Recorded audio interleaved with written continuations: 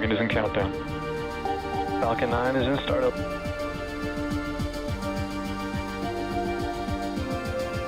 Dragon, SpaceX, go for launch.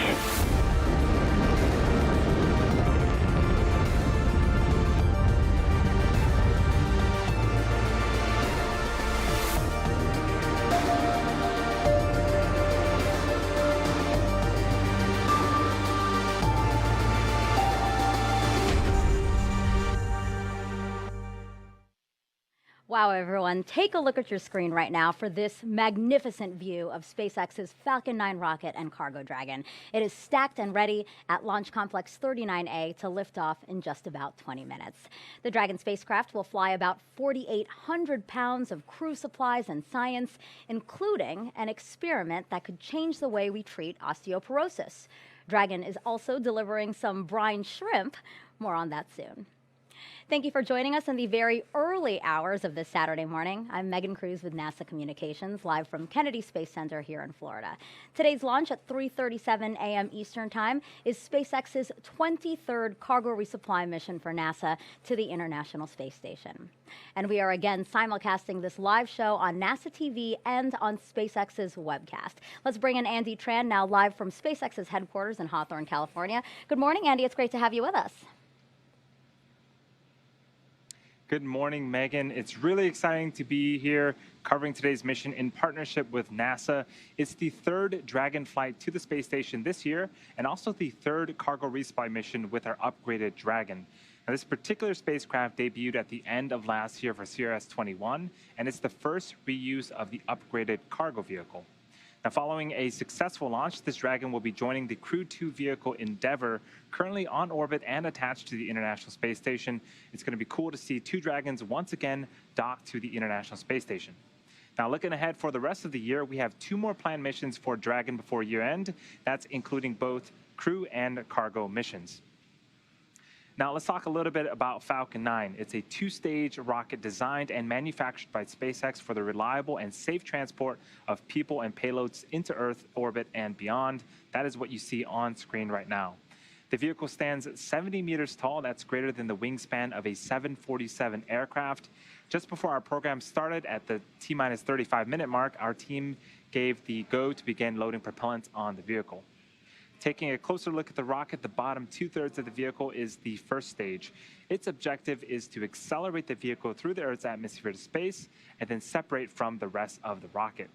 Now, this is the fourth flight for today's first stage, which actually previously supported both the Crew 1 and Crew 2 missions for NASA. As usual, we'll be attempting to recover our first stage, and we're excited to be using our brand new drone ship. There it is on screen. It's named a Shortfall of Gravitas. For those keeping count, if we do successfully land Falcon 9 today, this will be the 90th landing of an orbital-class rocket. Above the first stage is the second stage. It has a single Merlin vacuum or MVAC engine, which ignites after the first stage separates.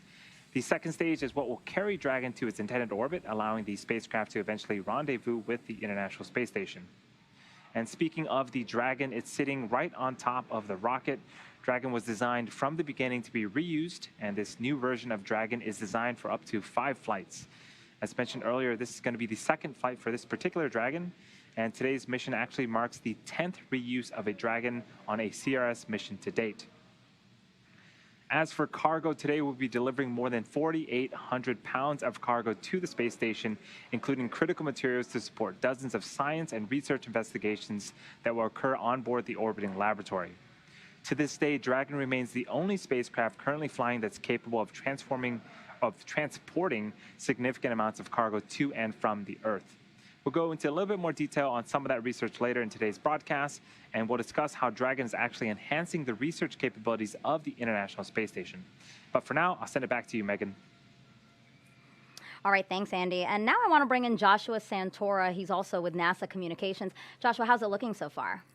Technically, things are going well. Weather is a story that just keeps getting worse, unfortunately. So we opened the show with a situation that had us at about a 60% chance of violating, specifically to the cumulus cloud rule. But since our show has begun, we've had a couple other issues pop up. So we're now tracking concerns. And if we want to pull up a weather graphic here, this will show you what we had at the open of the show, we also are tracking now the attached anvil cloud rule and surface electric field rule. So we're adding things to the list. Not a great scenario to be in, but we are still fueling, and so we're still marching towards T0, hoping that things will clear up. We've seen situations like this clear up in the past, so fingers crossed going forward.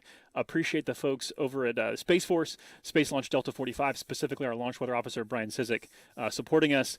Again, we'll continue to track that, but that is something that we just can't control. The things that we can control are going really well, which started at T-minus 35 minutes with the fueling of the first stage. We're about to start the fueling of the second stage at about T-minus 16 minutes. And then jumping ahead, we would have T-minus 7 minutes would be the Falcon 9 engine, pre-launch engine chill. T-minus 5 minutes would mark the Dragon transitioning to internal power for terminal count. In the final minutes, we'd expect to hear calls for propellant tanks pressurized for flight, and the SpaceX launch director verifying the team is go for launch. So our liftoff is still targeted for 3:37:23 Eastern time. That time is so precise because we do have a single second in order to rendezvous with space station, and that's why the weather kind of is what it is situation where when we get to T0, if the weather's not good, we cannot fly. We'll have to try again another day, which we do have an attempt available for us tomorrow morning if the teams can recycle in time for that. Docking would be targeted for tomorrow morning at 11 a.m. Eastern time, with coverage picking up at 9:30 Eastern time tomorrow morning. So Megan, like I said, technically it's been a smooth countdown, nice and quiet. Weather-wise, not so much, but we will stay close to those details as they come in, and we'll hear more from that in just a minute. Megan, back to you. Joshua, thank you so much. I know you're going to stay on top of it, but for those watching at home, again, he just said, please keep your fingers crossed, so hopefully we can have a launch in just about 15 minutes, it looks like. So with this time that I have left, I do want to start talking about the science flying to the station today.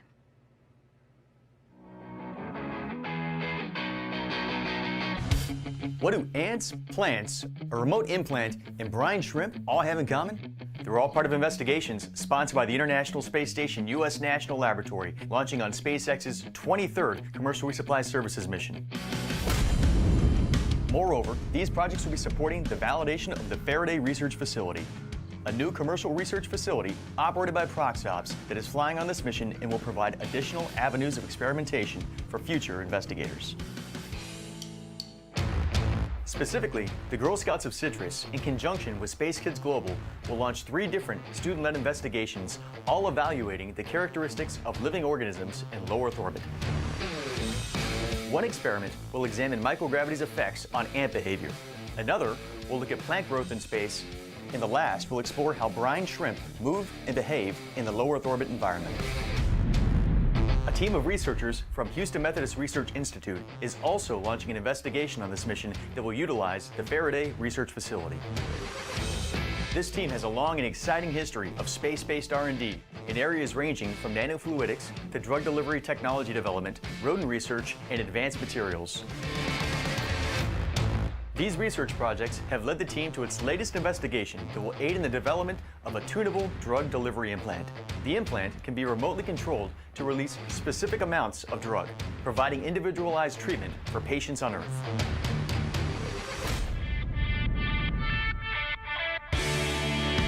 These are only a few of the ISS National Lab sponsored projects launching on SpaceX CRS-23.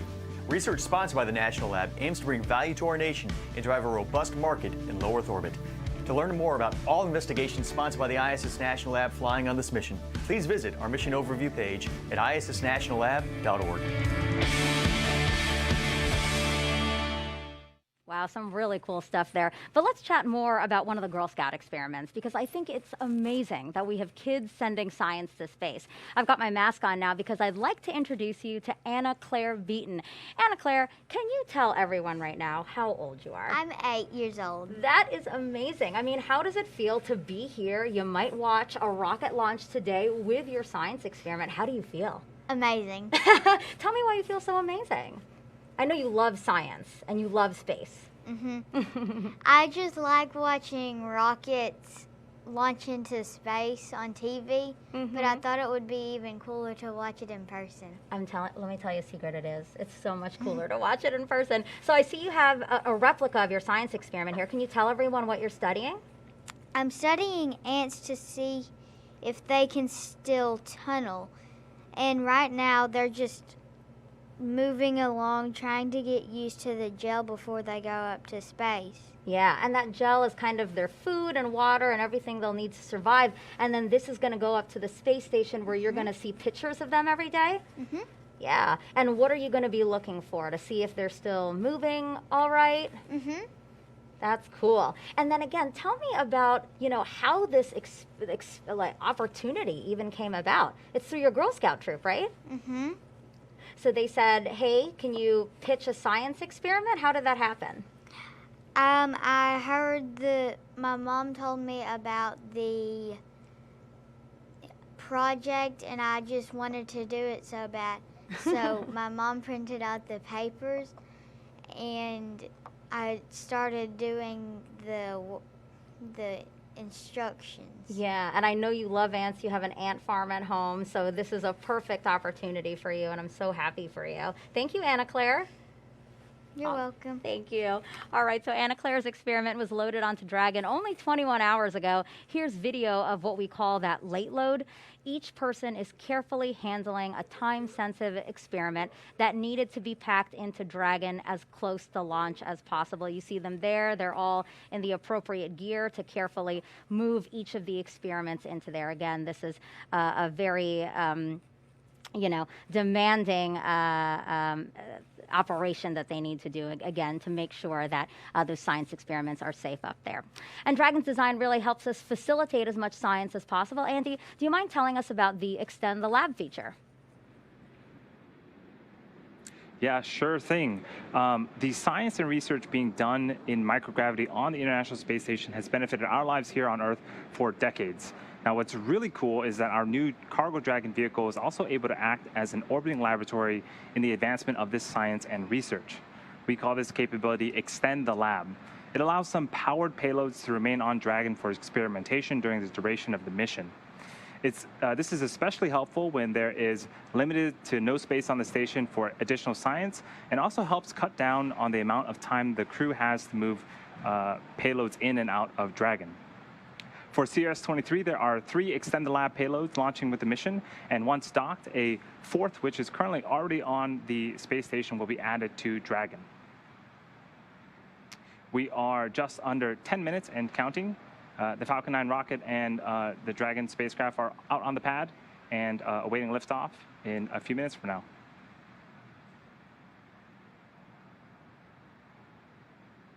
I'm going to send it back over to you, Megan.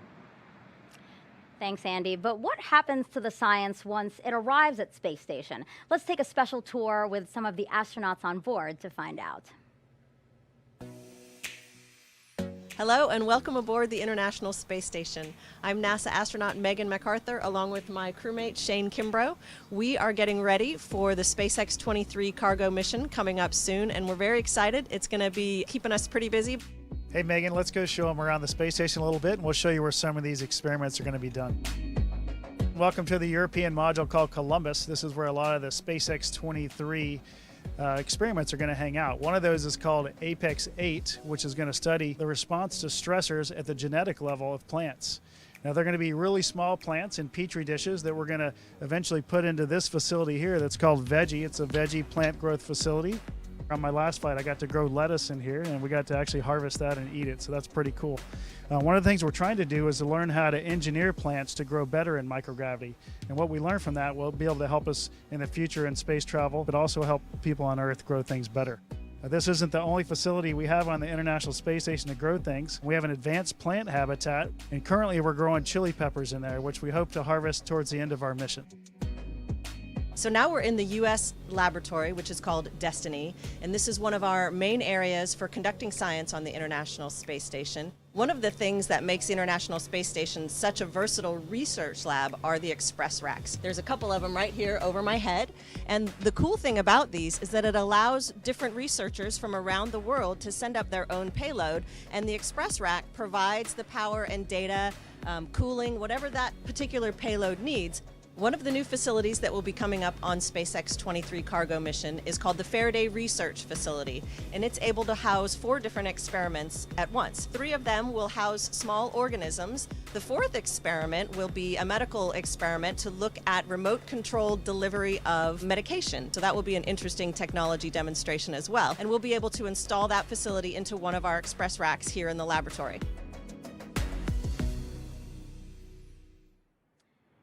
Back here live at Kennedy, we actually just got some bad news. I just heard from my producer that today's launch attempt has ended in a scrub. Let's head on over to Andy at SpaceX to get more details about what happened. Yeah, we did hear the launch director during that video package call hold to the countdown. It does look like, as Joshua mentioned, weather is not in our favor today. The vehicle, both Dragon and Falcon, remain healthy. We do have a backup opportunity tomorrow at 3:14 a.m. Eastern time, so join us then. I'm going to hand it back over to you, Megan. Andy, thank you so much. So again, you just heard him say that today's launch attempt has ended in a scrub. So we have another attempt scheduled, as Andy just said, tomorrow at 3:14 a.m. Eastern time. Again, tomorrow, Sunday, August 29th, 3:14 a.m. Eastern time. Our launch coverage will begin here on NASA TV and the SpaceX webcast at 2:45 a.m. Eastern time. So I hope you set your alarms and join us here again tomorrow. Thanks, everyone.